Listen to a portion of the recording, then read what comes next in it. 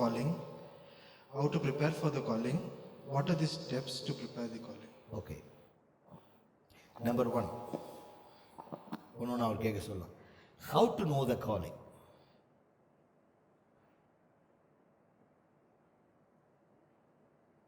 How to know the calling அப்படிங்கிறது ரொம்ப ரொம்ப என்ன சொல்றதுன்னா very easy to understand. Okay, எப்படி இதை நம்ம சொல்லிக் கொடுக்க போகிறோம் அப்படின்னு பார்த்தீங்கன்னா, த காலிங் முதலாவது ஹவு டு நோ த கால் அப்படின்னா எனக்கும் கிறிஸ்துவுக்கும் உள்ள ஒரு ஐக்கியம். இப்போ டேனியல் திரும்பி பழசை தான் சொல்ல போகிறேன், புதுசாக ஒன்று சொல்ல போகிறதில்ல.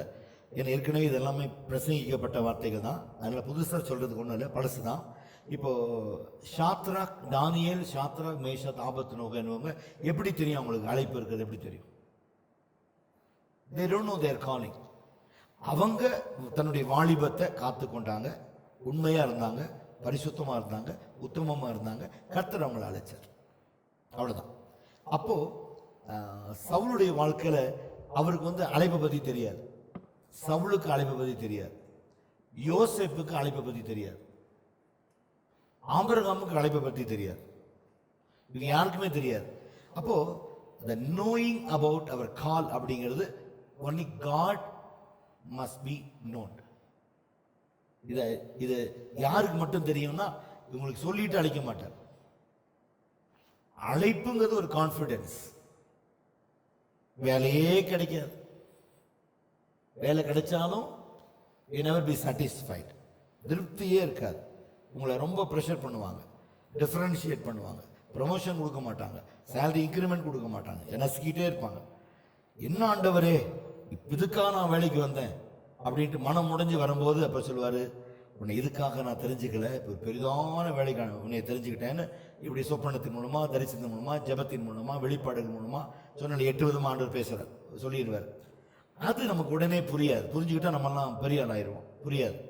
புரியாதனால என்ன ஆகும்னு கேட்டிங்கன்னா, நம்ம நினச்சது நடக்கணும்னு நம்ம எதிர்பார்த்துட்டு இருப்போம், எல்லாமே உள்டாயிரும். நினைச்ச பொண்ணு கிடைக்காது, நினைச்ச வேலை கிடைக்காது, நினைச்ச வீடு வாங்கணும்னது நடக்காது, எல்லாமே கான்ட்ராஸ்டாக இருக்கும். அப்போ திடீர்னு ஒரு கதவை திறப்பார் ஆண்டவர். ஏன் இங்கே போய் நிற்கக்கூடாது? அங்கே பார்த்தா ஓப்பனிங் ப்ரேயர் நீங்கள் பண்ணுங்க, க்ளோசிங் ப்ரேயர் நீங்கள் பண்ணுங்க, ஒரு பாட்டை பாடு. என்ன தெரியும் உங்களுக்கு? பாட தெரியும், பாடுங்க, ஒரு பாட்டு பாடுங்க. ஜெபிக்க தெரியும், ஜெபம் பண்ணுங்க. ஒரு 2 நிமிஷம் பேச தெரியுமா? 10 நிமிஷம் பேசுங்க. அந்த இடத்துல இவர் தான் சரிப்பா பாஸ்டர் யாரும் வேணாம், இவரை வச்சு நடத்திட்டு போயிடலாம். ஒரு ஃபோமில் ஜாயின் பண்ணுவாங்க, பார்த்தா இவங்களை வச்சு கர்த்தர் பயன்படுத்த ஆரம்பிச்சிடுவார். அப்போ இவர் அங்கே பார்த்தா 5 பேர் வருவாங்க, 10 பேர் வருவாங்க, 50 பேர் வருவாங்க, 100 பேர் வருவாங்க. அப்போ தான் இவர் கால் என்னன்னு இவருக்கே தெரியும். Okay, situation. God create a situation to know your call. புரிஞ்சுட்டீங்களா? ஃபர்ஸ்ட். செகண்ட் என்ன கேட்டீங்க? how to prepare. இப்போ நீங்க சவுல் ஏற்கனவே சுவிசேஷத்தை அறிந்தவன். அதுவும் சொல்லிட்டேன், மாமா கமலியல் மூலமா ஆதி முதல் ரகசியங்களை கத்துக்கிட்டான். இவனுக்குள்ள எல்லாமே தெரியும். உனக்கு தெரிஞ்சுதான் கிறிஸ்துவத்துக்கு விரோதமா போறான். நான் சொல்லியிருக்கேன் உங்களுக்கு. அப்ப ஏற்கனவே இவனுக்குள்ள அந்த அழைப்பு இருந்துச்சு, அது இவனுக்கு தெரியல, இதுதான் அழைப்புன்னு தெரியல.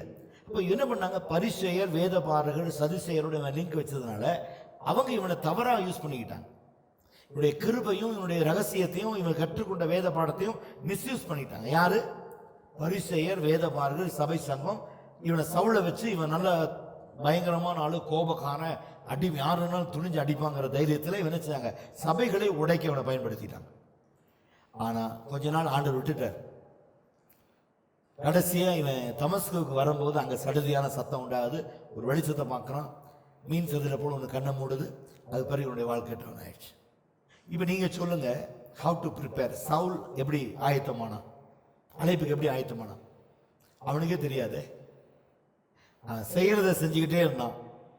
முள்ளில் உதைப்பது கடினமோ, நீ சபையை துன்பப்படுத்தினா, இயேசுவை துன்பப்படுத்தினான். அங்கிருந்தான் இவனுக்கு டேர்னிங் பாயிண்ட் கர்த்தர் கொடுத்தார். எந்த இயேசுவை அடிச்சானோ அதே இயேசு கூப்பிடுறாரு. புரிஞ்சுட்டீங்களா? அது தட் இஸ் கால்ட் ப்ரிப்பரேஷன். ஏற்கனவே நீங்க என்ன செய்யணும்? அதாவது சமயம் வாய்த்தாலும் வாய்க்காவிட்டாலும் அவசியமோ அவசியம் இல்லையோ, வசனங்களை படிச்சு வச்சுக்கிறது, ஜெபிக்க கற்றுக்கொள்றது, பாட கற்றுக்கொள்றது எல்லாமே அவசியம். ஒரு கிறிஸ்தவன் பண்ணணும். அதுதான் ஆயத்தம். ஆயத்தம்ங்கிறது வந்து ஒரு எவ்ரி டே டு டே லைஃப்ல you should prepare yourself to exalt God in your life.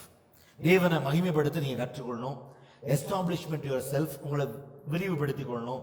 உங்களை கூர்மையான பார்வை இருக்கணும், தெளிவான பார்வை இருக்கணும். அதெல்லாம் நீங்க கத்துக்கிட்டீங்கன்னா தட் இஸ் ப்ரிப்பரேஷன். மூணாவது கேள்வி கேட்டீங்க, the step to calling. இப்போ ஒரு ஃபர்ஸ்ட் ஸ்டெப் எப்படி இருக்கும், செகண்ட் ஸ்டெப் எப்படி இருக்கும், தேர்ட் ஸ்டெப் எப்படி இருக்கும், இதை வந்து நான் ஏற்கனவே ஃப்ரம் த பிகினிங் சொல்லிக்கிட்டே இருக்கேன். இப்போ முதல் அழைப்பு யாருக்கு இருக்கு அப்படின்னா, கீழ்ப்படுதல் அப்படிங்கிறது முதல் step. Obedience, it is a first step. Obedience, கீழ்ப்படுதல்.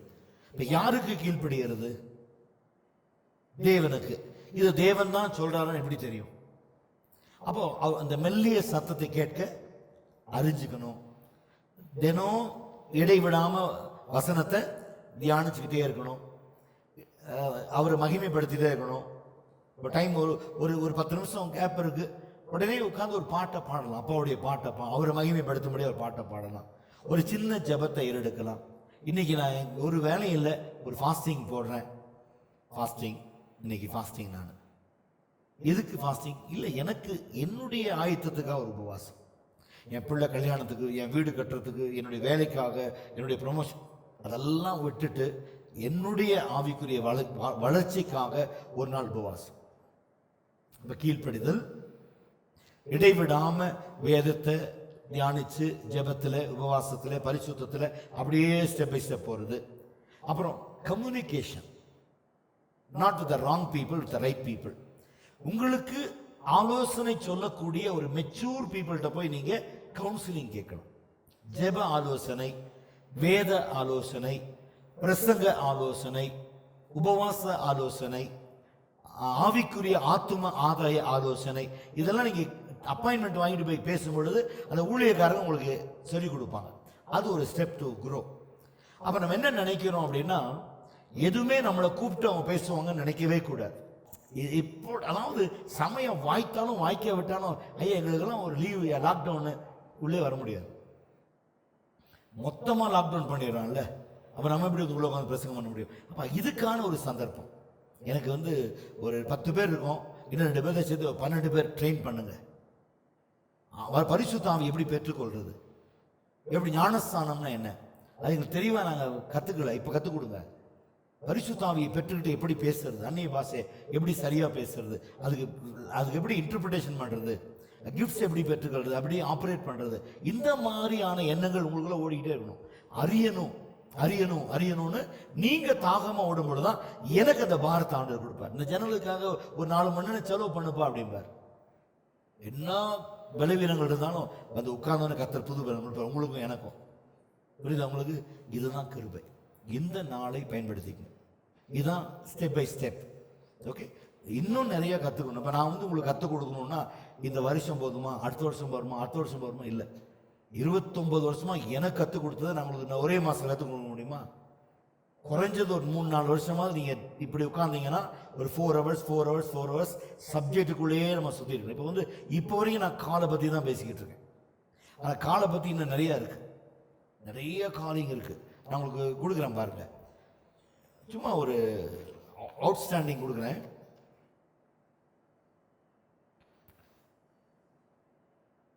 Many Christians are called. ஒரு கிறிஸ்தவனா இருந்தா உடனே அங்கத்தை அழைச்சிடுறார். Many Christians are called. Characteristics of called people. அழைக்கப்பட்டவங்களுடைய கேரக்டர் எப்படி இருக்கணும் டீச் பண்ணல உங்களுக்கு. இன்னும் இந்த கேரக்டர் எப்படி இருக்கணும். அடுத்தது what it means to be called. அடுத்தது the limitation of an individual's calling. Limitation, ஒரு தனிப்பட்ட மனுஷனை கூப்பிடுறான்னா லிமிட்டேஷன் இருக்கு. அந்த லிமிட்டுக்குள்ள தான் கர்த்தர் உங்களை நடத்திட்டு இருப்பார். எலாபரேட் ஆக முடியாது. That is limitation of calling. அடுத்தது பார்த்தீங்கன்னா அழைக்கப்பட்டவங்களை பார்த்து கேட்கிறாரு, what is in your heart. First கூப்பிட்டுட்டாரு, ஏப்பா நான் உன்னை கூப்பிட்டுட்டேன், உன் இருதயத்தில் என்ன இருக்கு? இல்லை இன்னொரு 10 வருஷம் சம்பாதிச்சுட்டு பணத்தெல்லாம் பேங்க்ல போட்டு அப்புறமா நீங்கள் கூப்பிட்டீங்கன்னா வரலான் இருக்கேன் ஆண்டவரே. ஆனால் 10 வருஷத்துக்கு நல்லா சம்பாதிக்கிறதுக்கு கிருபை கொடுங்க. ஆசீர்வதிப்பார மாட்டாரா? நீங்க சொல்லுங்க பார்க்கலாம். உங்களை கூப்பிடுறது வந்து கடைசி காலம், லாஸ்ட் டேஸ். என் ஜனங்க அழிஞ்சு போறாங்க, தம்பி வா, தங்கச்சி வா, அக்கா வா, அம்மா வான்னு கூப்பிடுறாரு. இன்னொரு 10 வருஷம் சம்பாதிச்சுட்டு அப்புறமா வர ஆண்டவரே நான் விடுவாரா? முடியாது இல்லையா? அது ஒரு காரியம். அப்புறம் how God monitors your work. Monitoring கேள்வி வந்துச்சு அவங்ககிட்ட, நான் ப்ரிப்பேர் ஆனேன். how God monitor your work. நீங்க எங்க போனாலும் இங்க போகாத, இங்க செய்யாத, இங்க பார்க்காத, இதை கேட்காத. நான் என்ன சொல்றேனோ அதை மட்டும் கேளு, நான் என்ன காமிக்கணும் அதை மட்டும் பாரு, நான் என்ன சொல்றேனோ அதை மட்டும் பேசு. இதான் மானிட்டரிங். இப்போ மானிட்டர் பண்ணும்போது அது எப்படி இருக்கும்? கர்த்தர் மானிட்டர் பண்ண எப்படி இருக்கும்? காட் ஆர்கனைஸ்ட் எப்படி இருக்கும்? ஒரு குறை இருக்கா? நீங்க நில்லுங்க பார்க்கலாம். ஏதாவது ஒரு குறை நான் சொல்லட்டும். ஐயா அந்த காது இங்கே பதிலா இப்படி ஒன்று இப்படி ஒன்று நல்லா இருந்திருக்கும், மூக்கு இப்படி இருந்தால் நல்லா இருந்திருக்கும், கண் இப்படி இருந்தால் இன்னும் பெருசாக இருந்தால் நல்லா இருந்திருக்கும், ரொம்ப தூரம் பார்க்க முடியும். சொல்ல முடியுமா யாராவது? கை இன்னும் கொஞ்சம் லென்த்தாக இருந்தால் நல்லா இருக்கும், இந்த ஃபேன் நான் இங்கிருந்து ஆன் பண்ணிக்குவேன், சட்டை எப்படி போடுவேன், நடக்கும்போது உன் கையே தடிக்கி விட்டுருவோம். கால் நல்லா உயரமாக தான் நல்லா இருக்கும். உயரமாக நான் காமிக்கிட்டுமா? எப்படி நடக்கிறான்னு பாருங்க, ஒட்ட வச்சுக்க மாதிரி. முடியாது. ரொம்ப ஹைட்டாக இருக்கிறவங்களாம் அது வந்து ஒரு டிஃபார்மிட்டிஸ் தெரியுமா உங்களுக்கு? 7 அடி 3 அங்குலம் இருக்கான் ஒருத்தன், 7 feet இருக்கான். இந்தியாவில் இருக்கான் அவனை வந்து உயர்ந்த மனிதன் சொல்லி அந்த கிராமமே அவனை பாராட்டுது. அவனுடைய ஷூ சைஸ் 13. பேட்டாலேயே ஷூ இல்லை, அவனுக்குன்னு தனியாக ஒரு காபில் ஷூ செஞ்சு கொடுக்குறான். அவனுக்கு பேண்ட் இல்லை, சட்டை போட்டுக்க சட்டை இல்லை. அவனுக்கு நார்மல் சாப்பாடு சாப்பிட முடியாது, அவனுக்கு தாராளமாக உட்கார முடியாது, சாதாரணமாக பஸ்ஸில் போக முடியாது. பஸ்ஸில் போனால் தலையை வெளியே விட்டு போகிறான், நாரிகார் அடிச்சுட்டு போகிறான். என்ன பண்ணுவீங்க? உயரமாகவும் இருக்க முடியாது, குள்ளமாகவும் இருக்க முடியாது, நடுத்தரமாக இருந்தாலும் பிரச்சனை. இதெல்லாம் மனுஷனுடைய பார்வை. ஆனால் கர்த்தர் சொல்கிறாரு, உன் வேலையை நான் மானிட்டர் பண்ணுறேன். எங்கே ட்ரிம் பண்ணுமோ அங்கே ட்ரிம் பண்ணுறேன், எங்கே உயரமாக கட் பண்ணுறேன், எங்கே இருக்க உயர்த்துறேன். இதெல்லாம் ஆண்டவர் செய்கிறாரு, உங்கள் வேலையெல்லாம் மானிட்டர் பண்ணுறாரு. பேசும்போது சொல்கிறாரு, ஆண்டவரே எனக்கு தெரியாதப்பான்னு அவர் பேசுகிறார். தெரியும் ஆண்டவர், நீ தள்ளி நின்னுங்கன்னு அவர் தள்ளி நின்றுவார். He never monitor the work. But you tell God, teach me God. என்னுடைய வேலையை நீங்கள் மானிட்டர் பண்ணி கொடுங்க ஆண்டவரை. செய்வாரா செய்ய மாட்டாரா? கண்டிப்பாக செய்வார். இது how to monitors your work. அப்புறம் அடுத்தது பார்த்தீங்கன்னா இன்னொரு காரியம் சொல்றாரு, obstacles to bearing the fruit. கனி கொடுக்க என்ன தடை உன் வாழ்க்கையில்? 2 ஆத்துமாட்ட போய் பேசி அந்த ஆத்துமா சபை கொண்டதுக்கு என்ன தடை? அது அங்க சொல்றதா. அப்போ இதெல்லாமே நீங்க பார்த்தீங்கன்னா 10 reasons why people do not use their talent. கர்த்தர் உங்களுக்கு தாளந்து கொடுத்துருக்கிறார். 10 ரீசன் ஏன் உங்க டேலண்ட் உங்களால யூஸ் பண்ண முடியல. நல்லா அருமையான ஒரு வாய்ஸ், பாடக்கூடிய வாய்ஸ், ஆனா பாட முடியாது அவங்களால. 10 தடைகள் இருக்கு அவங்க பாடுறதுக்கு. நல்லா ஜெபிப்பாங்க, அவங்க ஜெபிக்கிறதுக்கு 10 தடை. நல்ல உபவாசம் இருப்பாங்க, 10 தடை உபவாசிக்கிறதுக்கு. நல்லா ஓடுவாங்க, ஓட தடை. டைம் கிடைக்கும் போதெல்லாம் முழங்கால் படிப்படி ஜெபம் பண்ணுங்க. ஜெபம் தான் எல்லாத்துக்கும் base. Foundation is a prayer. நீ ஜெபிச்சு ஜெபிச்சு ஜெபிச்சு உலகத்தையும் அசைக்கலாம். நான் ஃபஸ்ட்டு வந்து நான் என்னுடைய ஊழியத்தை தொடங்கும் போது நான் ஃபஸ்ட்டு செஞ்ச காரியம், ஒரு நாளைக்கு 8 மணி நேரம்லேருந்து 14 மணி நேரம் ஜெபத்தில் இருப்பேன். அதான் ஊழியத்துடைய ஆரம்பம். அது பிறகு தான் என்னால் ஊழியத்தை செய்ய தொடங்கினேன். அப்போது விஜி, சுப்ராமு, பிரகாஷ்ங்கிற 4 பேர் நின்று 5 பேராக ஆரம்பிக்கப்பட்ட ஊழியம் இன்னைக்கு இவ்வளோ பெருசாகிருக்கு. அதுக்கு பேஸ் வந்து ப்ரேயர். அதனால் உங்கள் வீட்டில் எப்போ நேரம் கிடைச்சாலும் முழங்கால் நின்று ஜெபம் பண்ணுங்க. இன்னைக்கு முழங்கால் பட முடியலையா, உட்காந்துட்டு ஜெபம் பண்ணுங்க, படுத்துட்டு ஜெபம் பண்ணுங்க, நடந்துட்டு ஜெபம் பண்ணுங்க. ஜெபம் ஜெபம் ஜெபம் வித்தியாசம். ஒரு ஜெபம் பண்ணிங்கன்னா அடுத்த ஜெபம் மாறும். ஒரு தலைப்புக்காக ஜெபம் பண்ணி பாருங்க, ஒரு குறிப்புக்காக ஜெபம் பண்ணி பாருங்க. அந்த ஒரு குறிப்பும் ஒரு தலைப்பும் உங்களை எஸ்டாப்ளிஷ் பண்ணும். அப்படிதான் நம்ம லேர்ன் பண்ணிக்கணும். அப்போ ஷார்ட்டாக 2-3 பாயிண்ட்ஸை போட்டு ஜெபம் பண்ணுறது கற்றுக்குங்க. அப்போ இங்கே சபையில் பண்ணும்போது நீங்கள் ரொம்ப பெரிய ஜெபம் பண்ணால் உங்கள் ஜெபம் கேட்கப்படும் நினைக்காதீங்க. அது அப்சல்யூட்லி ராங் ஸ்டேட்மெண்ட்டு. உன்னுடைய ஜெபம் அவர் வானத்தில் இருக்கிற, நீ பூமியில் இருக்கிற, உன்னுடைய ஜெபம் சுருக்கமாக சின்னதாக புரியும்படியாக இருக்கட்டும்ங்கிறார். அது அவருக்கு மட்டும் இல்லை, கேட்குறவங்களுக்கும் புரியணும். கர்த்தர் உங்களை ஆசீர்வதிப்பார். God bless you.